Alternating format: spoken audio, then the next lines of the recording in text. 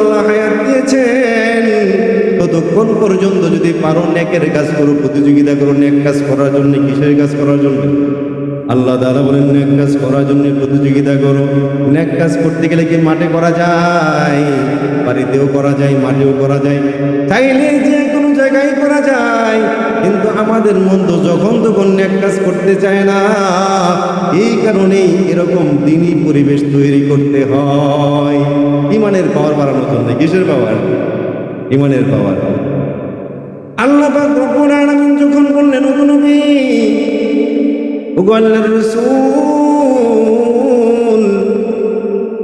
ওগো আমার খলিল, আল্লাহ তাআলা নবীকে ডেকে বলেন ওয়াযাক্কির ফাইন্না যিকরা তানফাউল মুমিনিন। আপনি মানুষকে নসিহত করে দেন। নবীজি সাল্লাল্লাহু আলাইহি ওয়াসাল্লাম মানুষকে নসিহত করতেছেন ফাসতাবিকুল খায়রাত ইন্নাল্লাযীনা আমানু ওয়া আমিলুস সালিহাত কানাত লাহুম জান্নাতুল ফিরদাউসি নুজুলা। ইন্নাল্লাযীনা আমানু ওয়া আমিলুস সালিহাত ওয়া আকামুস সালাতা ওয়া আতুজ যাকাত। এরকম করে আল্লাহ তাআলা বারবার কোরআনের ভিতরে বলতেছেন মানুষ কেমনে নেকের প্রতিযোগিতা করবে। আল্লাহ তাআলা এক জায়গায় বলছেন প্রতিযোগিতা করো, আরেক জায়গায় জানাই দিয়েছেন কেমনে প্রতিযোগিতা করা লাগবে। আমলে সালেহ করো, নামাজ পড়ো, রোজা রাখো, আল্লাহর হুকুমগুলো মানো, দ্বীনি মজলিসে বসো, নেককার মানুষদের কথা শোনো। তাদের কথা শুনলে আস্তে আস্তে নিজের দিলটা আল্লাহ পরিবর্তন করে দিবে।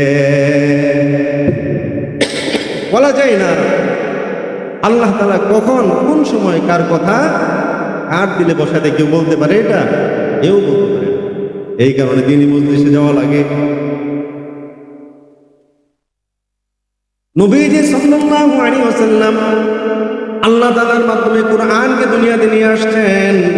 আর এই কোরআনে আল্লাহ তাআলা বারবার মানুষকে এরকম নসিহত করতেছেন। এই নসিহতগুলো শোনার পরে যুগে যুগে মানুষ নেক কাজের জন্য এই পৃথিবীর জমিনে অনেক মানুষ প্রতিযোগিতা করেছে। শুধু আমরা না, আমরা প্রতিযোগিতা করি ওয়াজ মাহফিল দিয়া, যে ওয়াজ মাহফিল দিলে তো নেক হবে। যে আজকের এই মাহফিলটা এখানে দিনের কথা হচ্ছে, নেকি হচ্ছে, যেহেতু কবরবাসীর মাগফিরাত কামনা, যত হুজুররা এখানে বসবেন সবাই তো কবরবাসীর জন্য দোয়া করবে না? এটা কি লাভ আছে না? এলাকায় অনেক মানুষ, অনেক মুরব্বীরা মারা গেছে অনেক বছর আগে, তাদের জন্য দোয়া করার মতো কোনো মানুষ এলাকায় নাই, থাকে না, তাদের জন্য তো আজকে দোয়া হবে। এটা কি ভালো না? তাহলে এই প্রতিযোগিতা করলে কি ভালো না খারাপ? ভালো না খারাপ? আমরা ভালো না খারাপ? ভালো না। আমরা তো ওই যুগের প্রতিযোগিতা করতে পারি না। প্রতিযোগিতা করতে উমরে ফারুক রাদিয়াল্লাহু তাআলা আনহু, আবু বকর সিদ্দিক রাদিয়াল্লাহু তাআলা আনহু, দুইজনের ভিতরে নেকের প্রতিযোগিতা, কে কার থেকে বেশি নেক অর্জন করতে পারবে, তাদের ভিতরে প্রতিযোগিতা ছিল। নবীজি সাল্লাল্লাহু আলাইহি ওয়াসাল্লামের সাহাবী আবু বকর সিদ্দিক রাদিয়াল্লাহু তাআলা আনহু, তারাও দুইজন কিন্তু প্রতিযোগিতা করতেন নেক কে কার থেকে বেশি অর্জন করতে পারে। আর আমরা আছি কে কার থেকে দোকানে বসে যত বেশি মিথ্যা কথা বলতে পারি। আমার এইটা আছে, আমার ওইটা আছে, আমার এই আমার সেই যত বেশি, মানে এই যে বলতেছি মুখ দিয়ে কথা, গুনাহ কিন্তু হইতেছে আমার খবর নাই, আমার খবর নাই, গুনাহ যে হইতেছে ওই খবর আমার নাই, আমি তো মুখে গল্প করতেছি। আমরা যে গুনাহের প্রতিযোগিতা কেমনে করা যায়? একজন পয়সা কিবত করে আমি যে আবার তার মিলে আমি আর দুইটা বললাম পারাইয়া আমরা করি গুনাহের প্রতিযোগিতা। কিসের প্রতিযোগিতা? আমরা করি গুনার প্রতিযোগিতা। সাহাবীরা করছে নেকের প্রতিযোগিতা। তো ওই দিকে ঘটনা কিনা অনেক বড়। সাহাবীদের যুগ থেকে অনেক পরে এ ওয়াজ মাঝে মাঝে আমি করি, আজকেও করতে হচ্ছে। সাহাবীদের জামানা থেকে অনেক পরে জালালউদ্দিন সুয়ুতী রাহমাতুল্লাহি আলাইহি তিনি তার কিতাবের ভিতরে লেখেন, সাহাবীদের জামানায় নেকের প্রতিযোগিতা তো তারা করছেন, কিন্তু তার থেকে অনেক বছর পরেও এই প্রতিযোগিতা বহাল ছিল।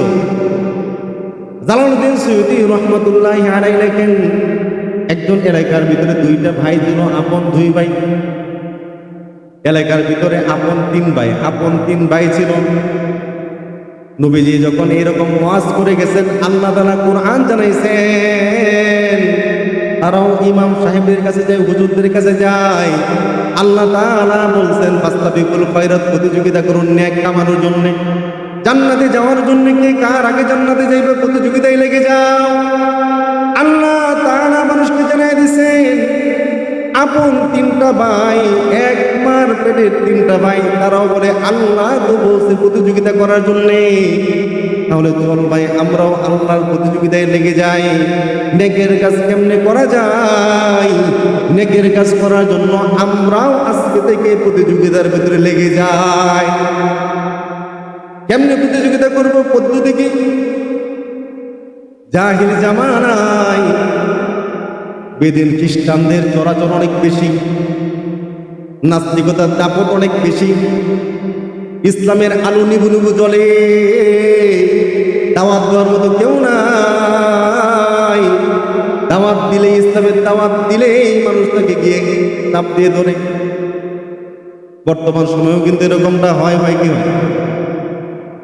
কোরআনে হক কথা বললেও মানুষের গায়ে লাগে। তিন ভাই বলে জামাটা বড় খারাপ। প্রতিযোগিতার একটাই পন্থা আছে, একটাই উপায় আছে, চলো আমরা আল্লাহ দ্বীনের দাওয়াত দেই, মানুষকে আল্লাহ দ্বীনের দাওয়াত দেই। আল্লাহ তাআলা বলছেন ইন্নাল্লাযীনা আমানু